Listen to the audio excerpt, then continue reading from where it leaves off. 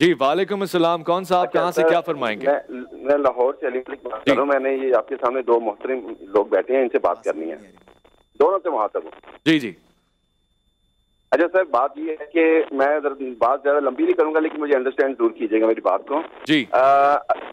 اللہ نے قرآن میں فرمایا کہ سب سے زیادہ محبت مجھ سے کرو کیونکہ میں ہی محبت کے لائق ہوں اور میں سب سے زیادہ ڈیزرو بھی میں کرتا ہوں. اب مسئلہ یہ ہے کہ پاکستان دنیا میں تقریباً 60 کے قریب ملک ہیں جو اسلامک کنٹریز ہیں.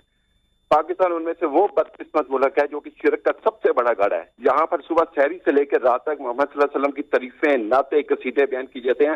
مجال ہے کوئی اللہ کی تعریف کرے، اللہ کی حمد بیان کرے. یہ کس قسم کے ہم مسلمان ہیں؟ اللہ کی تعریف نہیں. ایک منٹ، آپ کو یہ سمجھنے میں کیا دقت ہے کہ اللہ کے رسول کی تعریف کرنا اور اللہ کے رسول کی نعت پڑھنا شرک نہیں ہوتی ہے؟ آپ کو اللہ کے رسول سے بیزاری ہے؟ اگر ان کا ذکر ہو رہا ہے تو آپ کو برا لگ رہا ہے؟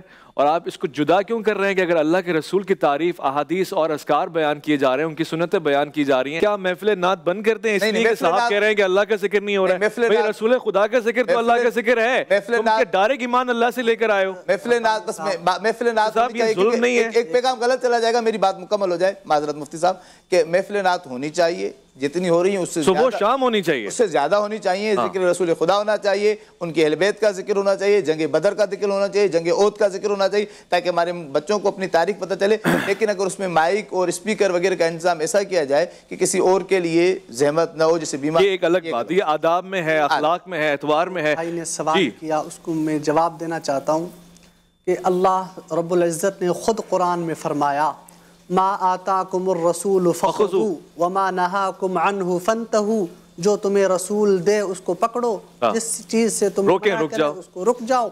تو اللہ کے پیارے حبیب صلی اللہ علیہ وسلم نے حضرت حسان ابن ثابت کو اپنے منبر پر بٹھا کر فرمایا. حضرت حسان ابن ثابت نے حضور کی شان میں اشعار پڑھے. خلقت مبرئا من كل عیب كأنك قد خلقت كما تشاء حسنت جمیع خصاله صلوا علیہ وآلہ. اللہ کے رسول کو سامنے بٹھا کر حضرت حسان ابن ثابت خود تعریف فرما رہے ہیں، خود حضور کی شان بیان فرما رہے ہیں.